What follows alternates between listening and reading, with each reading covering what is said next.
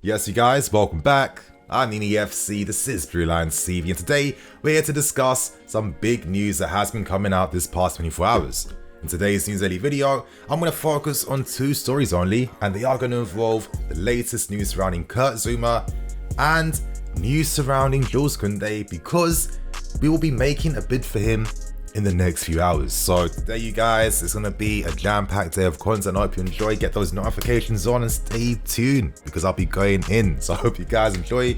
Show some love, get involved with the comments, hit the like button, and without wasting any more time, right now we start things with Kurt Zouma, and it's looking like Kurt is set to be leaving the club before the window does end. Now, we have some updates from The Athletic from David Ornstein, and he reports that West Ham are still in the running, and there are some positives for West Ham fans. There has been a verbal agreement made to sign Zouma for £25 million. Now, this is like around 5 million less than our original valuation for Kurt Zouma, but the fact that we are willing to lower our fee for him, I think it tells you everything you need to know about our efforts to sign Kounde this window. So the only thing holding up this potential Zouma to West Ham move currently is the wages West Ham are offering. Zouma wants between 120k to 125k per week. For me, he deserves money. You know, he is making a step down in his career in that sense. His circumstances have worked against him. You know, there was interest from Roma, who were hoping to do a deal to sign him. However, they didn't have the funds to sign him after they splashed out on Tammy Abraham. Of course, Sevilla were interested too, but we didn't want to offer more money on top to try and, involve Zouma plus money to sign Kounde.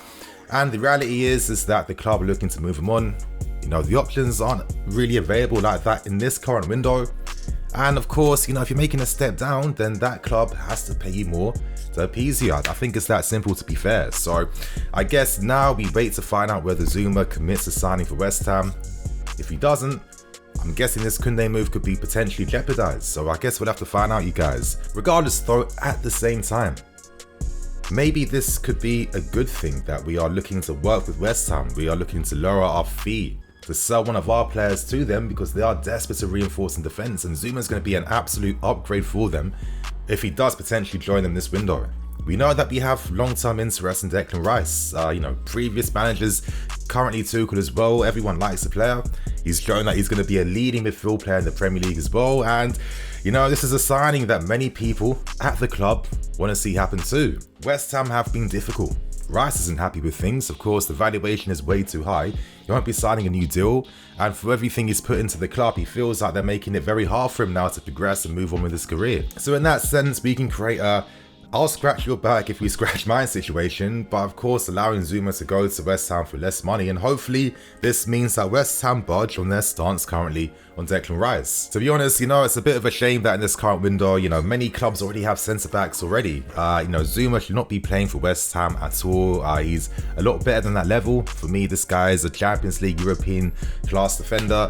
But, sometimes in the game, things don't always go in your favour. End of the day, it's business, and, sometimes these things do happen. So, let's see what happens with this current development. But one thing for sure is that when Zouma goes, expect a defender to come in to replace him. And right now, I'm going to discuss that defender in Jules Kounde. Now, many reports have been breaking surrounding the story. I'm going to be focusing on the tweets coming out from Fabrizio Romano. And as the tweets and news does state, everyone is expecting us to make a bid for Kounde in the next few hours. Not next few days, you guys. Literally at some time today, we are going to make a bid to try and sign him. It's very interesting. It's very mad. Of course, Kounde's been a long-term club target. We can't forget, before Tuchel was even here, we were still looking at the player as well. And, we have to understand that the club will make those club signings. And, you know what? I'm not going to be here just disrespecting the club. There have been many great ones that the board have been signing for us, and I guess Kounde is another one on that list. But regardless, you guys, let's continue to break down what these current developments and stories are. Now that we have secured Lukaku, we literally have to sign Kounde very soon, because Sevilla won't be selling him on deadline day. That won't be happening. With Zouma potentially leaving right now, it's seeming like it's quite imminent at this point in time. The money we earn and generate from Zouma will go in to offset the cost to bring Kounde to the club. And I guess we're going to have to, because right now it seems like Kounde's release clause has actually risen by another 10 million to 90 million euros. At the time, there was a small window where clubs had the opportunity to sign him for the 80 million euro release clause.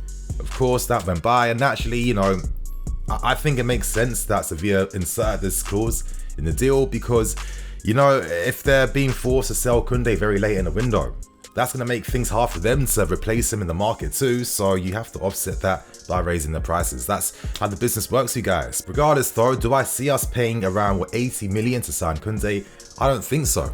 I do think that we could present an offer closer to that fee, and of course by selling Zouma, that gives the club more confidence to really raise that price even more. And personally, I think that we can get this deal done because we have already agreed contract terms with Kounde already, so that side is already done and sealed. It's just literally agreeing a fee right now, and I'd have to say it's looking like Kounde will be the final piece of business we do in this current window. Right now, I'm going to give my thoughts and opinions behind things, you guys. And, you know, I'm going to try and be objective. You know, I understand at the same time other club are making a move like this. You know, let's look at things from the club's perspective, from, you know, the best of my knowledge. I'm not here to say like I know everything, but we know that Rudiger and Christensen haven't committed to signing new contracts at this point in time.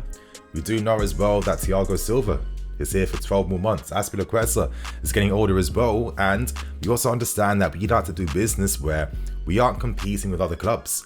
If we have an opportunity to get in there first, as we saw this summer with our efforts to try and sign Haaland, we will do stuff like this. Of course, Thomas Tuchel is a fan. Tuchel's a fan of great players because he's a great manager, but am I going to give too much power towards that? Absolutely not, because I know you guys have been watching my videos, we've been seeing the reports coming out throughout this entire transfer window.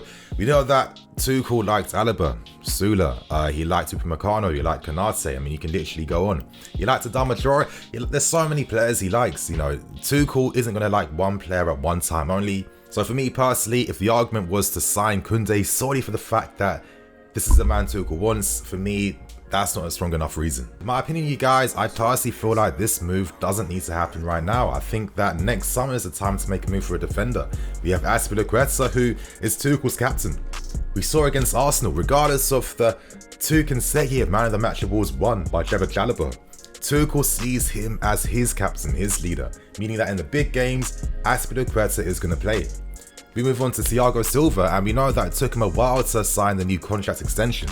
It should have been done just like that, but I'd imagine he wants assurances of consistent game time because he wants to end his career on the high it deserves by representing Brazil for the World Cup this season. And that's one thing to remember.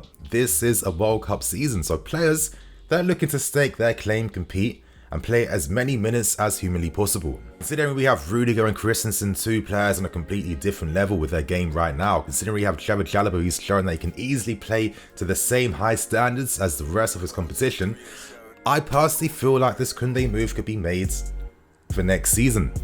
Or, if you're unhappy with things, make a move for him in January. It's not like Sevilla are unopposed to selling him in that period. For me, my reasoning behind that is basically due to Chalobah, because listen, there's this rhetoric that constantly goes around all the time that, you know, if you're a youth player, if you get an opportunity, you have to prove yourself and earn it. And what else can Chalobah do?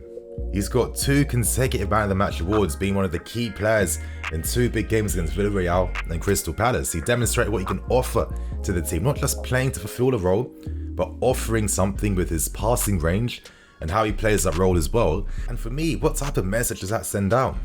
You know, essentially, you know, he's passed every test that was offered, yet it's still not good enough for reasons that no one knows. And I don't know, you guys, I understand that this is an opportunity now to stake a claim on a defender that has big potential, but at the same time, there's also an abundance of absolute talents coming out in defense positions in football. If you don't sign Kounde, that doesn't necessarily mean that you're going to be weak in there forever. Absolutely not. And I think what I find interesting too is that, of course, Kounde exclusively plays on the right hand side. Do I see him playing as a wing back? I'd be surprised by that. I think he did that a little bit for France during the Euros, but that doesn't really count in my opinion. He will be playing more down that right hand side of a back 3. We have many players that can play that position, and I guess automatically if you cost the amount of money that Kounde will cost, that means that Chalobah just won't get the same opportunities. You know, the fact that reports are coming out suggesting that he might be looked in him in a midfield role, a role that is not his best position. You know, a role where, you know, we need to have experts playing in midfield. You know, Cover, Kante, Jorginho. You know, I don't see Chalobah offering that same precision on the ball that we need in those midfield areas. So how does this help anyone? It feels like we are making a move for Kounde now just to take advantage of the lack of interest currently. But does that have to be the energy we use every single window? Because it has repercussions and there's consequences to these things. You know, I think it'll be interesting to see Azpilicueta now. I'm guessing he'll get more game time playing as a wingback with Kounde playing in that role behind him. What's that saying for Hudson-Odoi? It seems like Tuchel is only looking at him currently as a wingback, which is not getting anywhere near close to the best out of this player's game. He has to play further forward, and so far in the league, he hasn't come off the bench once. Signing Kounde for me reduces his minutes even more. You know, personally, you guys, my stance in that wingback position, if I was even to touch on it right now, was, you know, I wanted Livramento to have that backup position to Reece James. I'm sorry, he's a wingback. I don't want Hudson-Odoi, who's not a wingback, playing wingback when we have one of the best wingback wonder kids in the game in Europe right now, who had to leave to go to Southampton, where he is already winning Man of the Match awards, having no experience in the Premier League. It's just stuff like this is that it feels like, you know, the planning, you know, it's a bit short-sighted a little bit. Yes, I understand we can re-sign these players back for 10, 20 times the value later on, but does it have to be done like that every single time? I don't personally think so. It's obvious that with the money that Kounde is going to cost, he'll be getting in that team straight away. I mean, that's the rules of football. That's the rules of the game, and that's the rules at big football clubs. But I can't help but feel like, is he needed now? And I'm sorry, with the season we're going to have, the confidence I am feeling, of course, we have the power and clout to try and make an effort to sign him in the next window. You know, I don't care. You know, this fear that we have of competition from big clubs, listen, big clubs, we all go for the same players. That's how the game is. So that's sort of enough of an excuse for me to constantly try and pick the safest option at every single time, especially when I feel currently, considering our defense is one of the best in Europe. We've demonstrated that time and time again. Considering we have some of the best young defensive talent already at the club, I'm just thinking, is this move needed right now? Why can't we make a move to sign them when players actually leave and when we find out what the futures will entail for some of these guys? In the comments below, you guys, I'm really curious to hear your thoughts and opinions. Hopefully I can read some new insights and some new thoughts. You know, I feel like I read a lot of the same old like rhetoric and arguments made for why Kounde needs to come, and I don't know, it feels like maybe there could be a little bit more. Not only just that stuff, you know what I mean? But regardless, you guys, that is the news currently today. It seems like Kounde is looking set to be maybe our final signing of this window. And on that note, I'm Nini FC, this is Blue Lions TV. I'll catch you guys later with some more videos. Cool.